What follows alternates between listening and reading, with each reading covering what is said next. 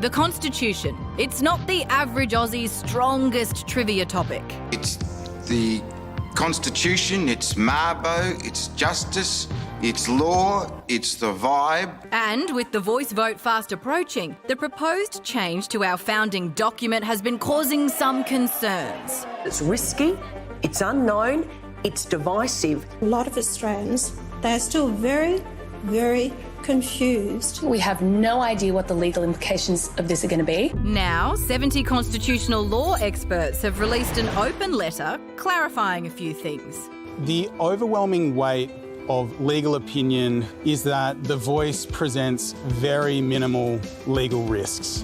One of the main issues they want to clear up claims the voice will introduce a racial divide in the Constitution. The voice will re-racialise our nation. If the yes vote is successful, we will be divided forever. When the drafters of the Constitution came together, they wanted to put race into the Constitution to enable them to pursue the White Australia policy. So the idea that the voice would be inserting race into the Constitution flies in the face of 120 years or more of constitutional history. The other myth they say needs busting, that the voice will lead to dysfunction and delays in government. The wording is so broad, it will give rise to liberal interpretation. It can't be undone by any law. We don't know how it's going to be interpreted by the High Court. The voice won't lead to dysfunction and to delays in the government. The voice won't have power to veto laws. It won't have power to slow down decision making. The group says it has no affiliation with one side of the vote or another. It just wants to help people make an informed choice. The public debate has been mired in a lot of misinformation. This is a blatant violation of the Constitution. And we wanted to make sure that Australians weren't basing their decisions on that false information. I rest my case.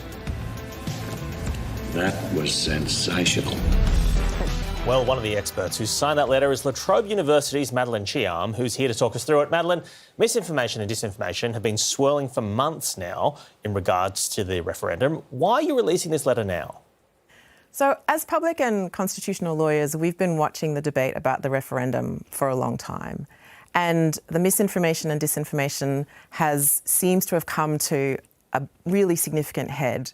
And with the vote open now for early voting and with the actual day of the referendum only a week away, it seemed really important to try to contribute to helping the public to understand how to deal with misinformation and disinformation, particularly about the legal issues in relation to the referendum.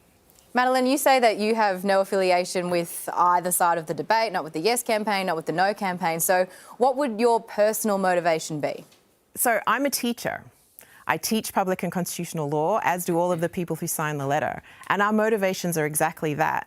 We know when we see students coming into our classes how little they know about the Constitution and the way that government works in Australia. And so our aim is to teach them. And because we have these skills in teaching the students who come into our law schools, we wanted to take some of the techniques that we teach our students out into the public to help the Australian voters to sift through the information that they are hearing and reading and to come to their own decision for the 14th in as informed a way as possible. Now, could you put this simply for someone like me? I'm not a uni professor. I prefer to learn from questionable Instagram memes and YouTube comments. OK, I'll put it simply. The referendum is about creating an advisory body for the First Nations people of Australia. That's it. It is only advisory. It has no other powers.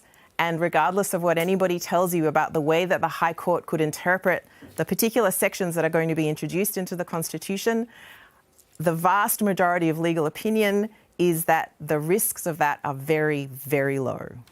Do you get it? I do. Thumbs up. YouTube comment, thumbs up. Appreciate it. Madeline, thank you for your patient explanation to Nick. All right, thanks.